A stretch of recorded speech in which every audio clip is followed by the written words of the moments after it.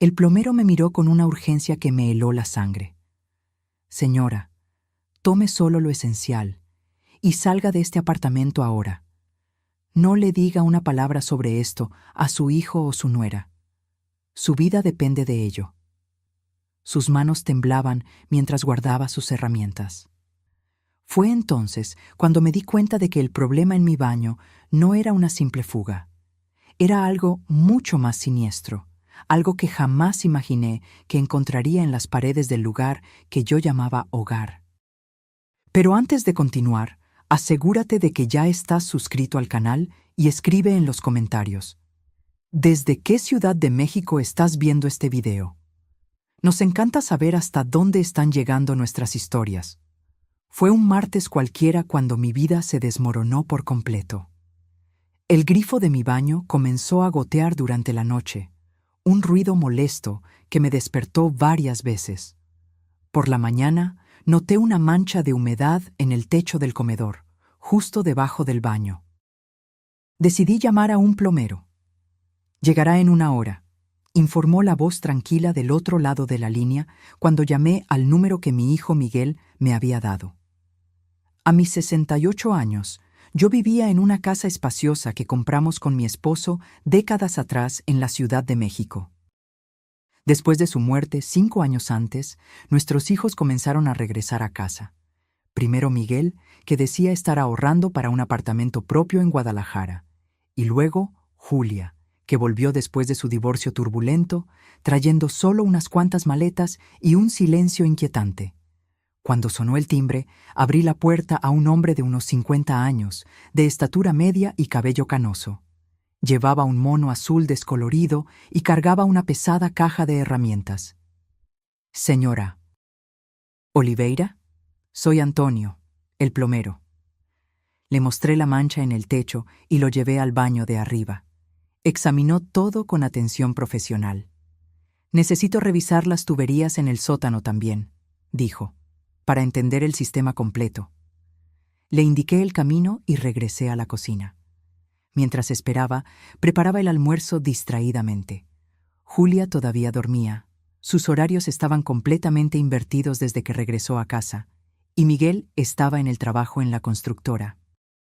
Casi 1 hora después, oí los pasos de Antonio subiendo las escaleras del sótano. Cuando me di vuelta para preguntar si había encontrado el problema, las palabras murieron en mi garganta. Su rostro estaba pálido y sus manos temblaban ligeramente. «Señora, ¿podemos sentarnos un momento?», preguntó, con una voz tensa que no coincidía con el profesionalismo tranquilo que había demostrado antes. Me senté a la mesa de la cocina, confundida. ¿Encontró algo serio en la fontanería? Antonio se quitó las gafas, limpiándolas nerviosamente antes de mirarme con una expresión grave. Señora Oliveira, lo que encontré en su sótano no es un problema de fontanería. Hizo una pausa, como si eligiera cuidadosamente las palabras. Hay algo instalado allí que no debería estar. Algo que fue puesto deliberadamente. Un escalofrío recorrió mi espalda. ¿Qué tipo de cosa? Un sistema conectado a la ventilación de su casa. Específicamente al conducto que lleva a su habitación. Negué con la cabeza, sin entender. Debe ser parte de la remodelación que hicimos hace 2 años. Miguel contrató a un equipo para renovar el baño y parte del sistema de ventilación. Antonio se inclinó hacia adelante, bajando la voz. Señora, ¿ha notado algún síntoma extraño en los últimos meses? ¿Fatiga inusual? ¿Dolores de cabeza frecuentes? ¿Mareos? ¿Confusión mental? La pregunta me tomó por sorpresa. Bueno, sí. Me he sentido más cansada últimamente, y los dolores de cabeza son casi diarios, pero soy una mujer de 68 años. Esas cosas son normales a mi edad. ¿Y sus hijos? ¿Presentan los mismos síntomas? Pensé por un momento. No, parecen estar bien de salud. Antonio respiró hondo. Señora, necesito que me acompañe al sótano. Hay algo que necesita ver con sus propios ojos. Bajamos las chirriantes escaleras del sótano. El olor familiar a moho y humedad me recibió, junto con las cajas apiladas y los recuerdos familiares guardados por décadas. Antonio encendió su linterna y me guió detrás de la caldera, donde rara vez iba. Ahí, señaló. Al principio no vi nada anormal, solo tubos y conexiones que parecían ser parte del sistema normal de la casa. Luego, siguiendo el haz de luz de la linterna, noté algo diferente. Una serie de tubos más delgados, conectados a una caja metálica del tamaño de una tostadora. ¿Qué es eso?, pregunté, acercándome. Un dispositivo para liberar sustancias en el aire. ¿Ve estos tubos? Suben y se conectan directamente al sistema de ventilación de su habitación. Antonio señaló los pequeños depósitos con líquidos de diferentes colores y los temporizadores digitales parpadeando. Este sistema está programado para liberar dosis controladas de estas sustancias mientras usted duerme. ¿Sustancias? ¿Qué tipo de sustancias? Por lo que puedo percibir, son compuestos tóxicos diseñados para causar síntomas graduales que se asemejan a enfermedades naturales: fatiga, confusión mental, debilitamiento del sistema inmunológico. Con el tiempo, los efectos se volverían más severos. Toqué uno de los tubos con dedos temblorosos. Estaba tibio, activo, funcionando. ¿Me está diciendo que alguien instaló un sistema para envenenarme? Sí, señora. Y quien hizo esto conoce muy bien esta casa y tiene acceso irrestricto a ella. No es obra de un intruso. La realidad me golpeó como un puñetazo en el estómago. «Mis hijos», susurré, la voz casi desapareciendo. Antonio asintió gravemente. Este sistema exige conocimiento técnico específico y tiempo considerable para instalar. Su hijo trabaja en construcción civil, ¿correcto? Él sabría cómo hacerlo. Las piezas comenzaron a encajar de forma horrible. La insistencia de Miguel en remodelar el baño hace 2 años. El regreso de Julia coincidiendo con el inicio de mis síntomas más graves. El hecho de que ambos parecían monitorear mis horarios con un interés inusual. ¿Cuánto tiempo cree que este sistema ha estado funcionando?, pregunté, sintiendo náuseas. Por el desgaste de los componentes, diría que al menos 8 meses. Exactamente cuando comenzaron mis dolores de cabeza de la edad. Señora, continuó Antonio, hay una cosa más que necesita saber. Este sistema está programado para aumentar gradualmente la concentración de las sustancias. Sin intervención, los efectos podrían volverse fatales en los próximos meses. Me apoyé contra la pared fría del sótano, sintiendo que mis piernas flaqueaban. Mis propios hijos. Aquellos a quienes acuné, alimenté, curé cuando estaban enfermos, consolé cuando lloraban. Los mismos que comían en mi mesa todas las noches mientras lentamente me mataban. ¿Por qué?, murmuré, más para mí misma que para él. Esa es una pregunta que solo ellos pueden responder, dijo Antonio suavemente. Pero señora, necesito que me escuche con atención. Tome sus cosas y salga de esta casa inmediatamente. No les cuente nada a sus hijos. Subimos en silencio. Mi mente trabajaba frenéticamente, intentando negar lo innegable. Tal vez había una explicación. Tal vez ese sistema tenía otro propósito. Tal vez Antonio estaba equivocado. Pero en el fondo, yo sabía que no lo estaba. Los síntomas, el timing, los cambios en el comportamiento de mis hijos, todo encajaba como un rompecabezas macabro. «Dinero», susurré cuando llegamos a la cocina. «Tiene que ser por el dinero». Antonio me miró interrogativamente. Cuando mi esposo murió, dejó un seguro de vida considerable. Además, tengo ahorros y esta casa, que se ha revalorizado mucho en los últimos años. Hice una pausa calculando. Cerca de 7 millones de pesos mexicanos en total. Una suma que podría motivar a personas desesperadas, asintió Antonio. Pero no están desesperados. Miguel tiene un buen trabajo en la constructora, y Julia... Me detuve, dándome cuenta de que no sabía realmente cómo estaban las finanzas de mis hijos.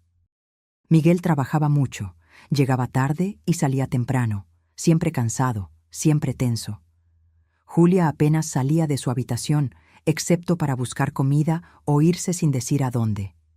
No teníamos conversaciones profundas desde hacía meses. Señora Oliveira, Antonio interrumpió mis pensamientos. No hay tiempo para especulaciones ahora. Usted necesita salir de esta casa antes de que regresen. Como si fueran invocados por sus palabras, oí pasos en el piso de arriba. Julia había despertado. «¿Mamá?», llamó. «¿Con quién estás hablando?». Intercambié una mirada de pánico con Antonio. «Es el plomero, hija», respondí, intentando mantener la voz firme. «Está terminando el servicio. Bajo en 1 minuto». «Vaya a su habitación», susurró Antonio urgentemente. «Tome documentos importantes y algo de ropa. Nada más. Yo la esperaré aquí». Subí las escaleras con piernas temblorosas, rezando para no encontrarme con Julia en el pasillo. Por suerte, la puerta de su habitación estaba cerrada. Oí la ducha encendida. Estaba en el baño. En mi habitación miré el espacio que durante décadas fue mi refugio. Ahora, sabiendo lo que sabía, parecía una cámara de tortura. El aire que respiraba cada noche estaba cargado de veneno, deliberadamente puesto allí por mis propios hijos. Con manos temblorosas, abrí la caja fuerte escondida en el fondo del armario y saqué mis documentos: identificación, tarjetas bancarias, escrituras. Puse algunas prendas esenciales en un pequeño bolso. Mis ojos cayeron sobre una fotografía en la cómoda. Yo con Miguel y Julia la Navidad anterior, todos sonrientes. En ese momento ya me estaban envenenando. Puse la foto en el bolso también, no porque quisiera recordar ese momento, sino como un recordatorio cruel de la traición que sufrí. Cuando bajé, Julia ya estaba en la cocina, conversando casualmente con Antonio. Llevaba una bata y tenía el cabello mojado. Parecía tan normal, tan inofensiva. ¿Entonces solo era un tubo viejo oxidado?, preguntaba, sirviéndose café. «Exactamente», respondió Antonio profesionalmente. «Ya está todo resuelto». Julia se dio vuelta y notó mi bolso. «¿Vas a salir, mamá?». La pregunta aparentemente inocente me paralizó. ¿Cómo responder cuando cada palabra podía traicionarme? «Sí», logré decir. «Tengo algunos asuntos que resolver». «¿Quieres que te acompañe? No tengo nada planeado para hoy». La idea de quedarme a solas con Julia fuera de la casa me aterrorizó. «No es necesario, querida. Son solo cosas aburridas del banco». Antonio se levantó, tomando su caja de herramientas. «Bueno, mi trabajo aquí ha terminado. Son 600 pesos por el servicio». Le pagué, nuestras manos tocándose brevemente en el proceso. Sus ojos transmitían un mensaje claro: «Es hora de ir». «¿Estás bien, mamá?», preguntó Julia, observándome atentamente. «Pareces un poco pálida». «Estoy genial», mentí, forzando una sonrisa. «Solo un poco cansada». «Has estado muy cansada últimamente. Tal vez deberías consultar a un médico». La ironía de sus palabras, fingir preocupación por síntomas que ella misma estaba causando, casi me hizo perder el control. «Tal vez lo haga», respondí, dirigiéndome hacia la puerta. «Te quiero, mamá», dijo Julia con una dulce sonrisa que una vez habría calentado mi corazón, pero que ahora sonaba como una puñalada. «Yo también te quiero», respondí automáticamente, preguntándome cuándo esas palabras se volvieron vacías para ella. Salí de la casa que había sido mi hogar por 40 años, sin saber si alguna vez volvería. Antonio me guió hasta su camioneta estacionada en la acera. «Entre», dijo, abriendo la puerta del pasajero. «Necesitamos salir de aquí antes de que su hija sospeche algo». Mientras nos alejábamos, miré por el espejo retrovisor la casa que amaba, transformada ahora en una trampa mortal por mis propios hijos. «¿A dónde vamos?», pregunté, agarrando mi bolso como si fuera un salvavidas. «A un lugar seguro donde podamos pensar en los próximos pasos», respondió Antonio. «Hay una cafetería a unos kilómetros de aquí en Monterrey. Podemos hablar allí sobre cómo proceder y llamar a las autoridades». «¿Las autoridades? ¿La policía?» «Sí, señora». «Lo que encontramos constituye intento de homicidio. Esto no es algo que podamos resolver solos». «Homicidio». La palabra resonó en mi cabeza. Mis hijos no eran solo ingratos o codiciosos, eran asesinos en potencia, asesinos que vivían conmigo, comían mi comida, fingían preocuparse por mí mientras meticulosamente ejecutaban mi muerte. No puedo creer que esto realmente esté pasando, murmuré, observando las calles familiares que ahora parecían extrañas y hostiles. Sé que es difícil procesar todo esto, dijo Antonio gentilmente, pero usted tomó la decisión correcta al salir de esa casa. ¿Y si estamos equivocados? ¿Y si hay otra explicación? Antonio me miró brevemente antes de volver a concentrarse en la carretera. Señora, instalé sistemas de ventilación durante 15 años antes de convertirme en plomero. Lo que vi en su sótano no es un error o un malentendido. Es un dispositivo diseñado específicamente para dispersar sustancias químicas en el aire de su habitación. No hay explicación inocente para eso. En el fondo, yo sabía que él tenía razón, pero mi mente seguía buscando desesperadamente una realidad alternativa donde mis hijos no fueran monstruos. ¿Cuánto tiempo cree que me quedaba?, pregunté en voz baja.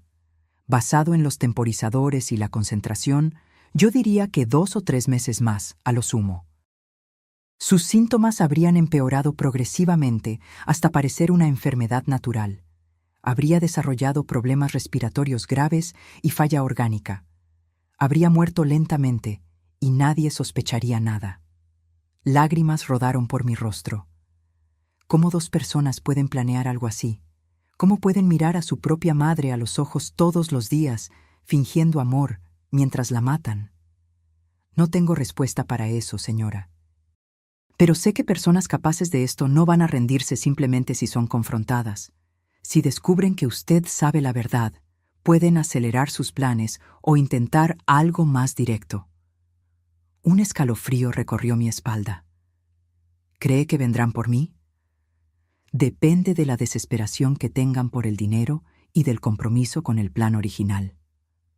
Llegamos a una cafetería acogedora en el centro de Puebla, lejos de mi barrio. Antonio eligió una mesa en el fondo, lejos de las ventanas y cerca de una salida.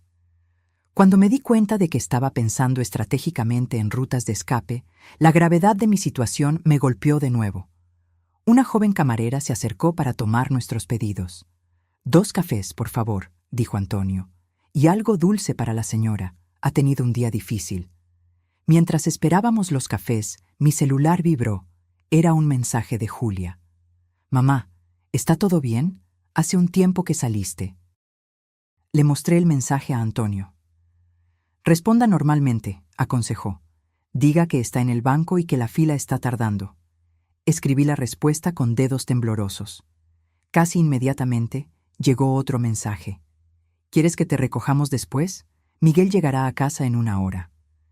«Ya están monitoreando sus movimientos», observó Antonio, la preocupación evidente en su voz. «Esto significa que necesitamos actuar rápidamente». La camarera volvió con nuestros cafés y una rebanada de pastel de chocolate que no había pedido, pero por la que quedé agradecida. Necesitaba azúcar para procesar toda esa información. «¿Qué hacemos ahora?», pregunté, intentando mantener la calma. «Primero, necesitamos pruebas concretas», respondió Antonio. «Puedo volver a su casa esta tarde con el pretexto de verificar si hay fugas adicionales. Tomaré fotos detalladas del dispositivo y, si es posible, muestras de los productos químicos. Luego, llamaremos a la policía con suficiente evidencia para que no puedan negarlo. Y mientras tanto, ¿dónde me quedo? ¿Tengo algún pariente o amigo con quien pueda quedarme?» Pensé en mis opciones. Mi hermana vivía en otro estado y no nos hablábamos desde hacía años. Tenía algunos amigos cercanos, pero involucrarlos en esto parecía peligroso. «Un hotel», sugerí finalmente. «Anónimo, lejos de mi barrio». Antonio asintió y sacó una tarjeta de su bolsillo, escribiendo un número en el reverso. «Este es mi número personal.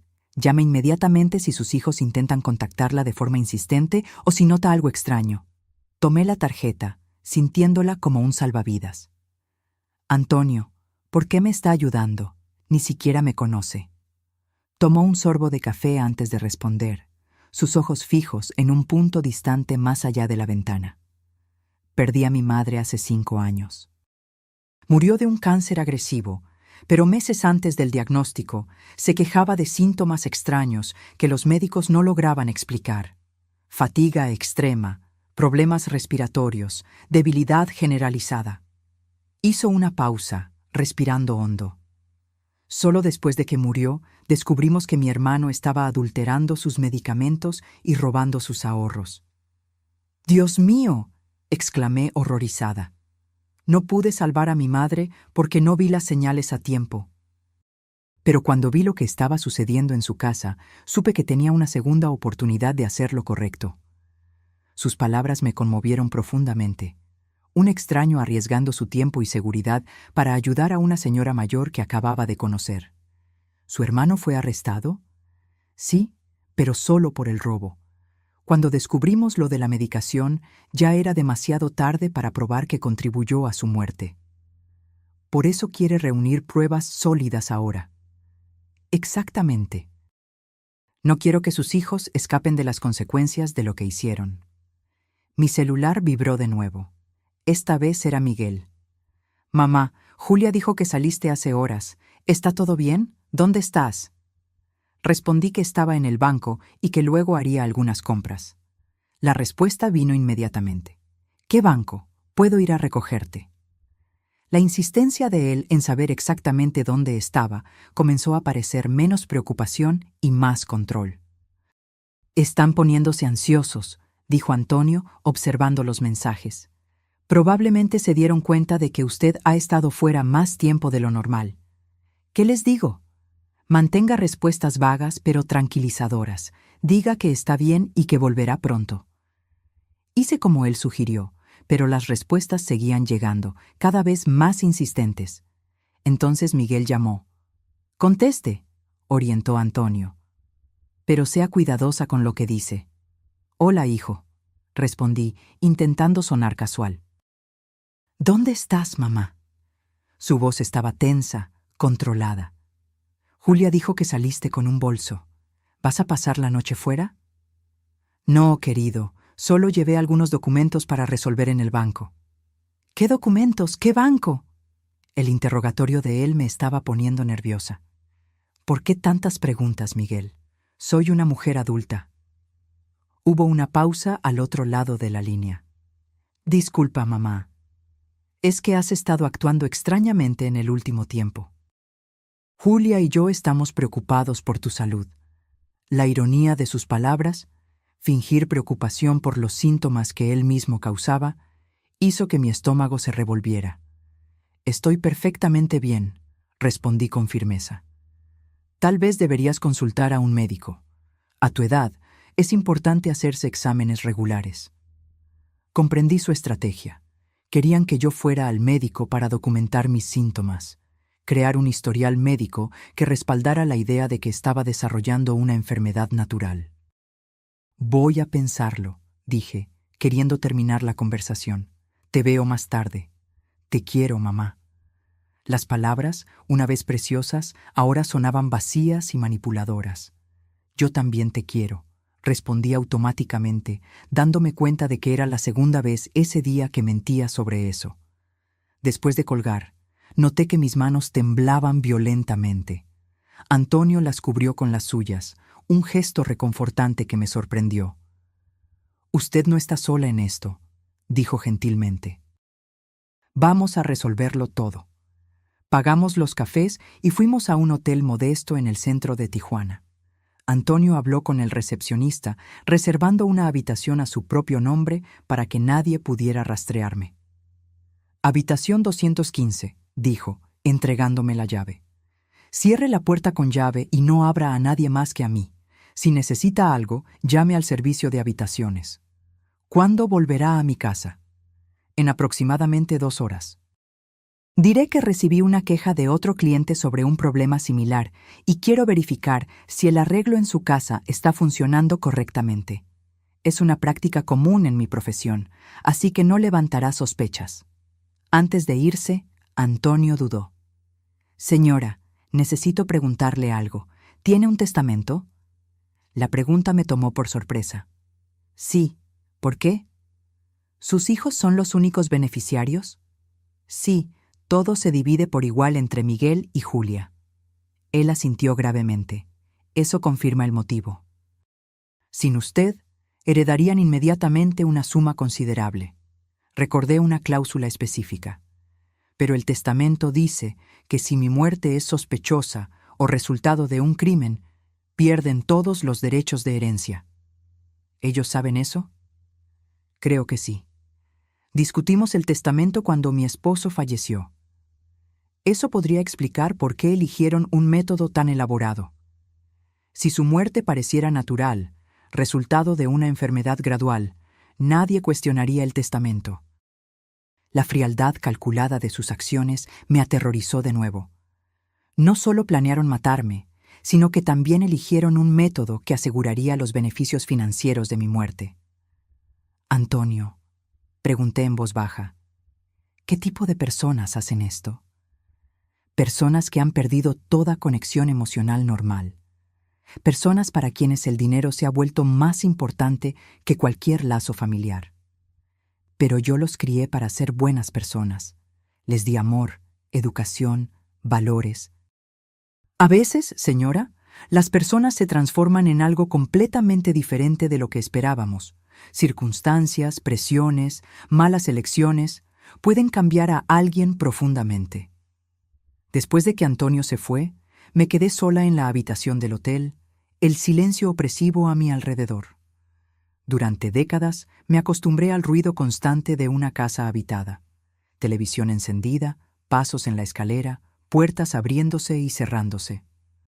Ahora, en el silencio de esa habitación extraña, mi mente tuvo espacio para procesar completamente la traición que sufrí. Me senté en la cama y tomé mi celular. Tenía 5 nuevos mensajes, 3 de Julia y 2 de Miguel, cada uno más urgente que el anterior. Mamá, ya son las 4 p.m. ¿Dónde estás? Miguel está preguntando por ti, está preocupado. Por favor, responde, estamos poniéndonos realmente ansiosos. Mamá, llama inmediatamente. Vamos a empezar a buscarte si no respondes. Cada mensaje me causaba escalofríos. ¿Estaban realmente preocupados o empezando a sospechar que su plan había sido descubierto? Decidí responder de forma vaga. Estoy bien. El banco estaba abarrotado y luego fui de compras. Vuelvo pronto. La respuesta de Miguel fue instantánea. ¿Dónde exactamente estás? Podemos ir a recogerte. La insistencia en saber mi ubicación precisa parecía cada vez más siniestra. No es necesario. Tengo un aventón. Nos vemos en casa. Él no respondió de inmediato, lo cual era extraño. Miguel generalmente respondía al instante. Ese silencio repentino me puso aún más nerviosa. Me acosté en la cama, cerrando los ojos, tratando de recordar cuándo comenzó realmente todo. ¿Hubo momentos en los que debía haber sospechado? Recordé una conversación unos meses antes. Miguel mencionó casualmente que yo debería considerar mudarme a un apartamento más pequeño. Esta casa es demasiado grande para una sola persona, mamá, dijo. Y el mantenimiento debe ser caro. En ese momento, pensé que estaba preocupado por mi bienestar. Ahora, me daba cuenta de que probablemente estaba evaluando el valor de la propiedad. También recordé a Julia haciendo preguntas extrañas sobre mis finanzas. ¿Tienes suficiente dinero para gastos médicos cuando seas mayor, mamá? ¿Ya pensaste qué harás si necesitas cuidados especiales? Interpreté esas preguntas como preocupación filial normal. Pero ahora me preguntaba si estaba calculando cuánto dinero les quedaría después de mis inevitables gastos médicos. Mi teléfono sonó, sobresaltándome. Era Miguel de nuevo. Mamá. Su voz sonaba fría, controlada. Llamamos al banco. Dijeron que no estuviste allí hoy. Mi corazón se aceleró. Estaban verificando mi historia. Fui a otro banco, improvisé. El de la avenida principal. ¿Qué sucursal exactamente? ¿Por qué este interrogatorio, Miguel? ¿Desde cuándo tengo que rendir cuentas de mis movimientos? Desde que empezaste a mentirnos. La acusación directa me dejó sin palabras por un momento. No estoy mintiendo, respondí finalmente. Solo necesito un tiempo para mí. ¿Un tiempo para ti o un tiempo con el plomero? La pregunta me tomó completamente por sorpresa. ¿Qué quieres decir con eso? Julia los vio a los dos saliendo juntos. Entraste en su camioneta. ¿A dónde te llevó? Entonces lo sabían.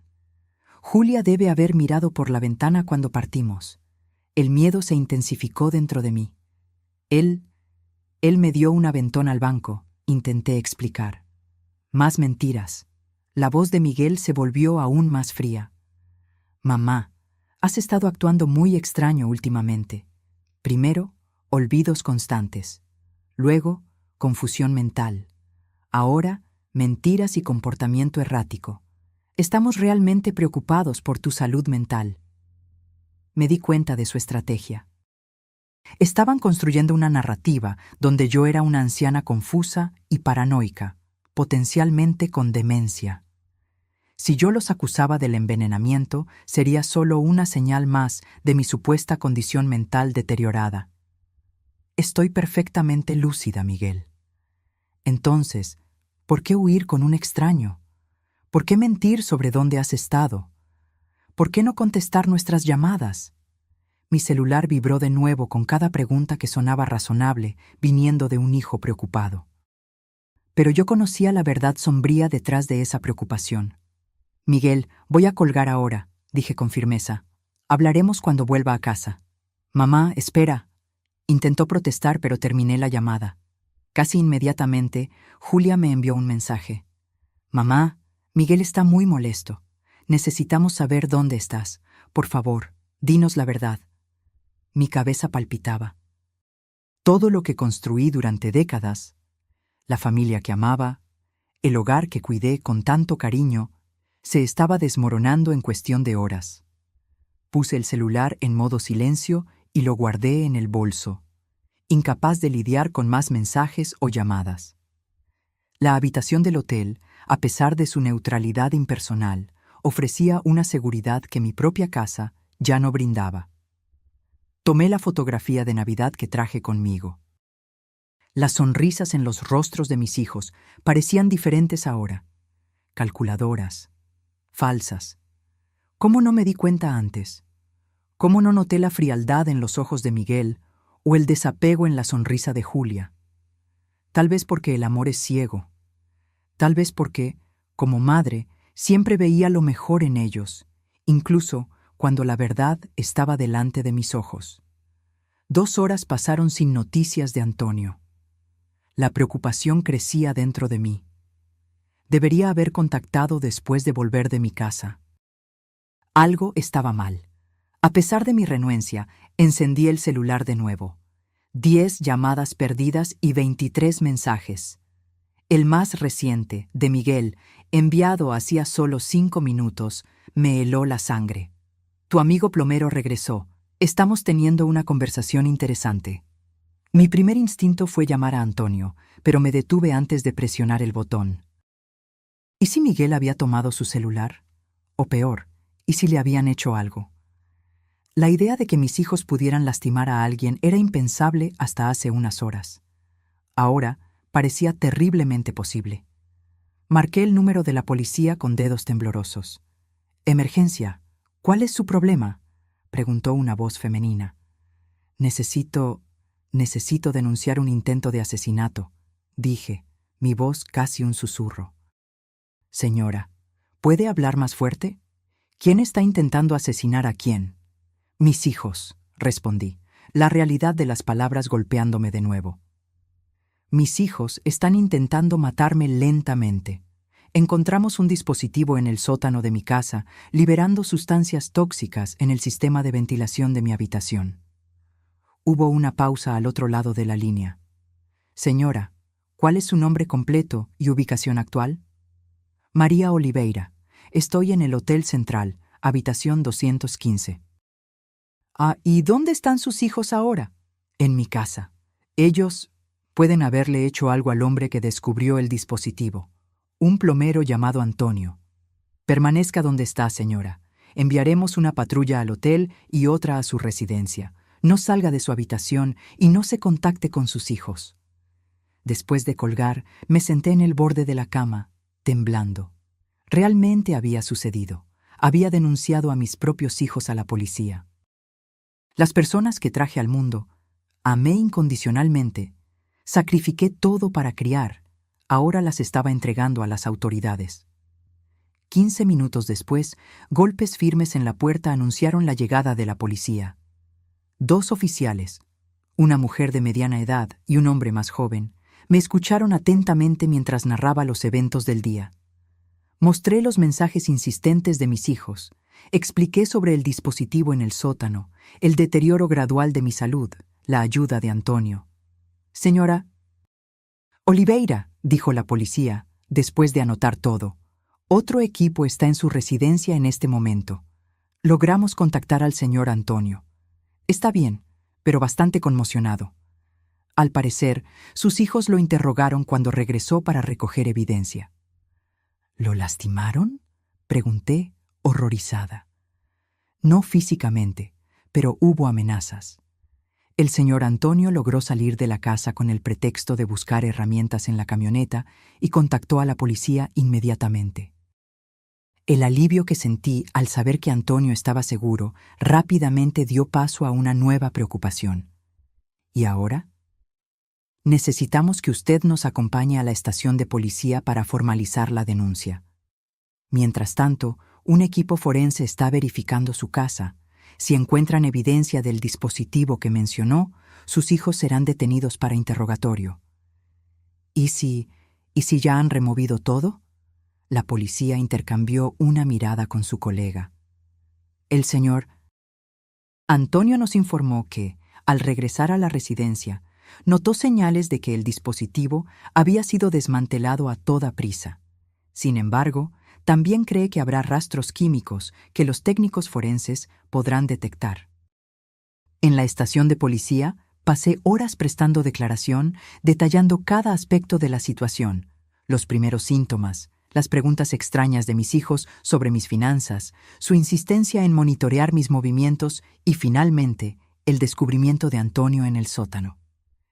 Mientras hablaba, una parte de mí todavía no creía que todo aquello estaba sucediendo.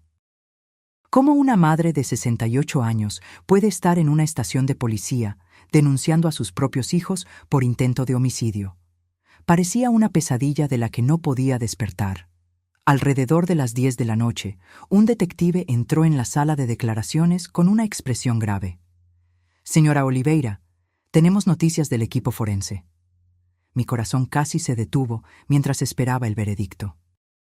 Encontraron residuos químicos significativos en los conductos de ventilación que llevan a su habitación, compatibles con sustancias que, al ser inhaladas continuamente, pueden causar los síntomas que usted describió. También localizaron partes desmontadas del dispositivo que fueron apresuradamente escondidas en el fondo de una caja en el sótano. Lágrimas silenciosas rodaron por mi rostro. Una parte de mí todavía esperaba que todo fuera un terrible malentendido, que mis hijos fueran inocentes, que hubiera otra explicación. Ahora, esa esperanza estaba irrevocablemente destruida. «Sus hijos están detenidos para interrogatorio», continuó el detective. «Hasta el momento, ambos niegan cualquier implicación, afirmando que usted ha presentado signos de paranoia y confusión mental en los últimos meses. Exactamente como yo temía. Estaban usando los síntomas que causaron en mi contra. ¿Y en cuanto a pruebas de que fueron ellos quienes instalaron el dispositivo?». El detective dudó. «Eso puede ser más difícil de probar directamente. Sin embargo», abrió una carpeta y puso una fotografía en la mesa. Era una página de un cuaderno con la caligrafía inconfundible de Julia. «Encontramos esto escondido entre los libros en la habitación de su hija. Parece ser un registro detallado de sus síntomas a lo largo del tiempo, con anotaciones sobre ajustes en las dosis». Miré la hoja de papel, sintiendo náuseas al ver entradas como 27:04. «Mamá durmió 12 horas seguidas. Aumento de la dosis nocturna funcionando». Y 15:05, se quejó de mareos y confusión. Tal vez reducir un poco para no levantar sospechas. Era una documentación metódica, clínica, de mi deterioro planeado, como un experimento científico, como si yo no fuera un ser humano, y mucho menos su madre. Esto es... No pude terminar la frase. Evidencia bastante incriminatoria, completó el detective. Junto con declaraciones de vecinos confirmando la remodelación del baño hace 2 años, supervisada por su hijo, y sus conocimientos técnicos en el área de construcción, tenemos un caso sólido. El primer mes después del arresto de mis hijos pasó como un borrón. Fui sometida a una batería de exámenes médicos que confirmaron la presencia de toxinas en mi organismo. Los médicos quedaron conmocionados al descubrir que yo estaba siendo lentamente envenenada en mi propio hogar, por mis propios hijos. «Es un milagro que haya sobrevivido», dijo el toxicólogo. La exposición prolongada a estas sustancias podría haber causado daños permanentes en sus órganos o incluso la muerte. A medida que las toxinas fueron eliminándose de mi cuerpo, mi salud mejoró drásticamente. Los dolores de cabeza desaparecieron, la confusión mental se aclaró, la energía regresó. Físicamente, me estaba recuperando. Emocionalmente, la herida parecía imposible de sanar. No pude volver a mi casa. Los recuerdos eran demasiado dolorosos. Cada rincón de ese lugar ahora contenía el eco de la traición.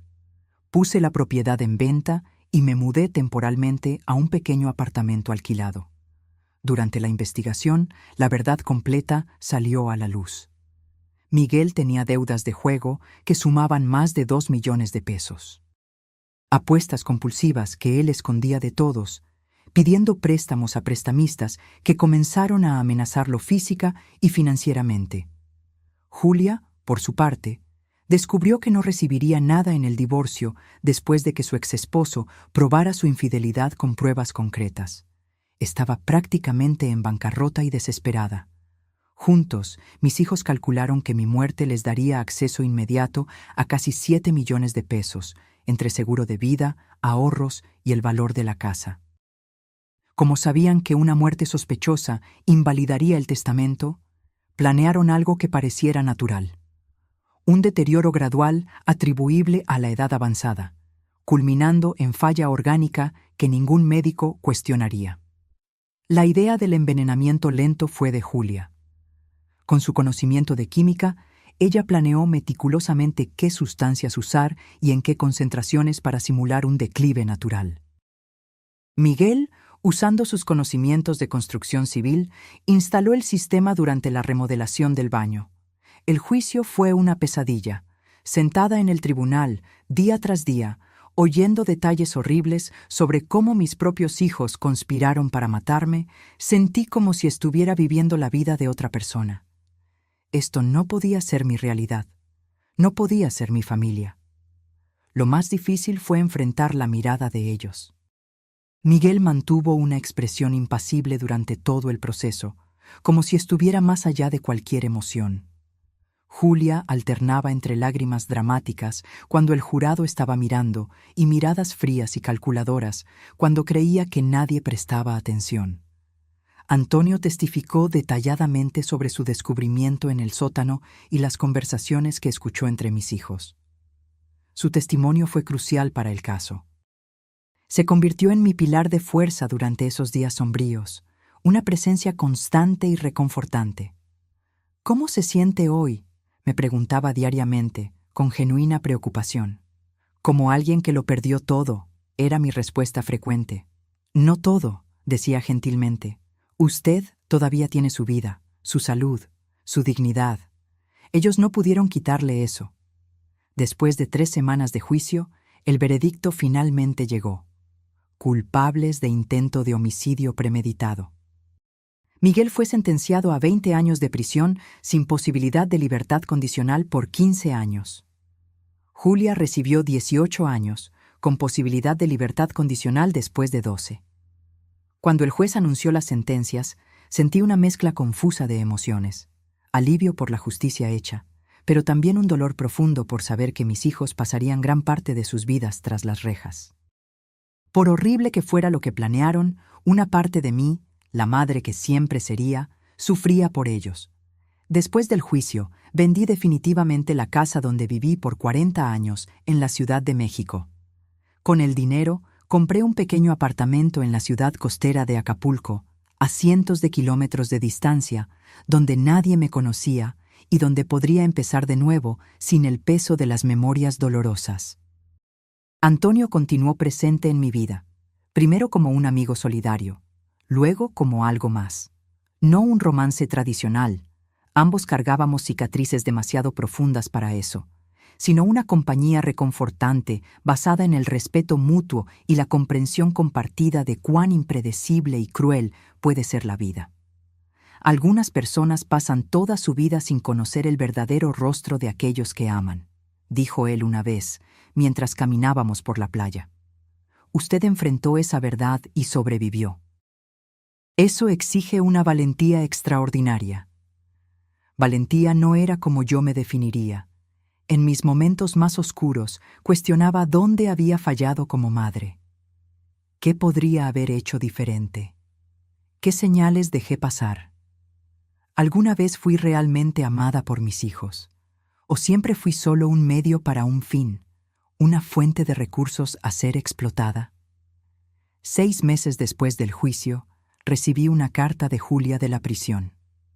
Por días, la dejé cerrada sobre la mesa, incapaz de encontrar el coraje para leer. Cuando finalmente la abrí, encontré páginas de disculpas aparentemente sinceras, explicaciones sobre su desesperación financiera, promesas de arrepentimiento genuino. Me di cuenta del monstruo en que me convertí, escribió. No espero su perdón, mamá. Solo quiero que sepa que entiendo la gravedad de lo que hicimos y lo lamento profundamente. Respondí con una carta corta, deseándole lo mejor, pero dejando claro que el perdón, si alguna vez llegaba, tardaría mucho tiempo. Miguel nunca escribió. Una parte de mí murió en ese sótano, en el momento en que vi el dispositivo diseñado para matarme. La madre confiada y amorosa, que creía conocer a sus hijos de adentro hacia afuera, que pensaba que el amor familiar era incondicional e inquebrantable, ella se fue para siempre. En su lugar surgió una mujer más cautelosa, más sabia, que entendió de la manera más dolorosa posible que a veces las mayores traiciones vienen de aquellos en quienes más confiamos. Que la sangre compartida no garantiza amor o lealtad. Que la verdadera familia se define por acciones, no por genética.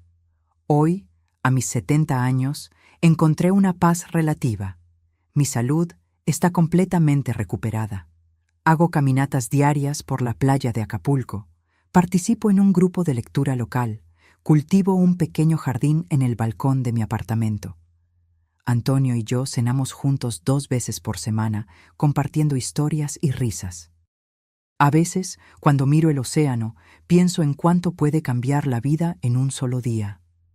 Cómo una fuga de agua aparentemente inofensiva puede revelar una conspiración mortal. Cómo un extraño puede convertirse en un salvador, mientras aquellos que deberían amarnos incondicionalmente pueden volverse nuestros peores enemigos. La dolor nunca desaparecerá completamente. En cumpleaños, días festivos, momentos especiales, siento la ausencia de mis hijos, no como son ahora, sino como eran antes o como yo creía que eran. Sin embargo, aprendí a convivir con ese dolor, a integrarlo como parte de mi historia sin dejar que me defina.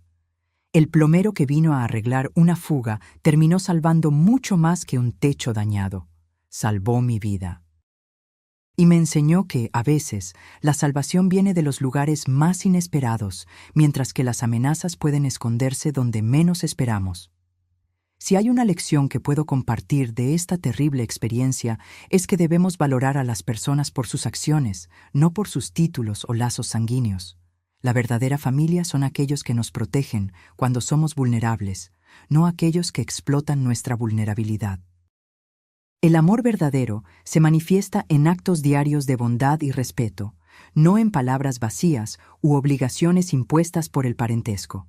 Y quizás, lo más importante, debemos confiar en nuestra intuición, esa voz interior que susurra cuando algo no está bien, incluso cuando no podemos explicar exactamente qué.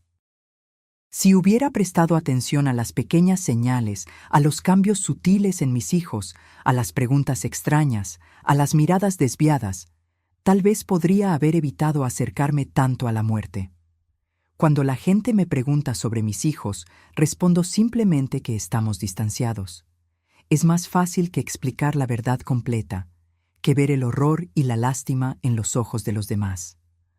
Para el mundo, soy solo una señora mayor que vive sola junto al mar. Nadie necesita saber que soy una superviviente de una de las formas más crueles de traición. La fuga en el techo de mi antigua casa en la Ciudad de México reveló mucho más que un problema estructural. Reveló la verdadera naturaleza de las personas que yo creía conocer completamente. Reveló la fragilidad de las relaciones familiares cuando son puestas a prueba por la desesperación y la codicia.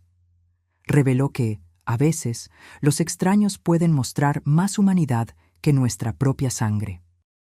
En algunas noches, todavía me despierto sobresaltada, pensando haber oído pasos en el pasillo o imaginando que estoy de vuelta en esa casa, respirando veneno sin saberlo. El trauma deja marcas que el tiempo atenúa, pero nunca borra completamente. Otras supervivientes de violencia doméstica me dicen que esa sensación de alerta constante, esa dificultad para confiar de nuevo, es normal, que forma parte del proceso de curación. Que un día, tal vez, lograré dormir sin verificar 2 veces si las puertas están cerradas o sin analizar el comportamiento de las personas a mi alrededor en busca de señales de falsedad. Antonio entiende esto mejor que nadie. Él perdió a su madre por su propio hermano y carga una culpa que resuena con la mía, la culpa de no haber notado las señales a tiempo. Tal vez por eso nos conectamos tan profundamente. Ambos conocemos el dolor específico de ser traicionado por aquellos que deberían protegernos. ¿Sabe lo que me ayudó a seguir adelante?, me preguntó una vez. Darme cuenta de que, a pesar de todo lo que pasó, todavía existen personas buenas en el mundo, que por cada persona capaz de traición hay otras capaces de actos extraordinarios de bondad. Intento aferrarme a esa verdad en los días malos. Recuerdo que, el mismo día en que descubrí que mis hijos planeaban mi muerte, también descubrí que un extraño arriesgó su seguridad para salvar mi vida. La vida es así, luz y sombra entrelazadas. El mismo mundo que alberga monstruos también alberga héroes. La misma existencia que nos trae dolor inimaginable también ofrece momentos de belleza inesperada. Cuando me siento en mi balcón observando la puesta de sol en Acapulco, siento gratitud por la segunda oportunidad que recibí. Por poder respirar sin miedo, por haber descubierto la verdad antes de que fuera demasiado tarde, por haber encontrado una fuerza que no sabía poseer. No sé lo que el futuro les depara a mis hijos. Si algún día se arrepentirán verdaderamente, si algún día volverán a mi vida de alguna forma. No sé si algún día lograré perdonarlos completamente. Lo que sí sé es que, a pesar de todo lo que perdí, gané algo precioso, la verdad. Por dolorosa que sea, la verdad me liberó de una muerte lenta y me dio la oportunidad de reconstruir mi vida en bases más auténticas. Y tal vez esa sea la lección final de esta terrible historia. Que a veces necesitamos perderlo todo para descubrir quiénes somos realmente. Que en las cenizas de la destrucción podemos encontrar semillas de un nuevo comienzo. Que incluso después de la traición más profunda, es posible encontrar un camino de regreso a la luz. Ya no soy solo María, la madre de Miguel y Julia. Soy María, una mujer que enfrentó lo impensable y sobrevivió. Una mujer que aprendió de la manera más difícil que la familia no se define por la sangre, sino por el amor genuino y las acciones consistentes. Una mujer que, gracias a una fuga en el techo y a un plomero atento, ganó la oportunidad de envejecer con dignidad y paz, un privilegio que mis propios hijos intentaron negarme. Y por eso, incluso en los días en que el dolor parece insoportable, estoy profundamente agradecida. Ahora, si te gustó esta historia, haz clic en suscribirte Y dime en los comentarios, ¿qué parte te dejó con la boca abierta? Y no olvides unirte como miembro para tener acceso a videos exclusivos que no publico aquí. Te espero allí.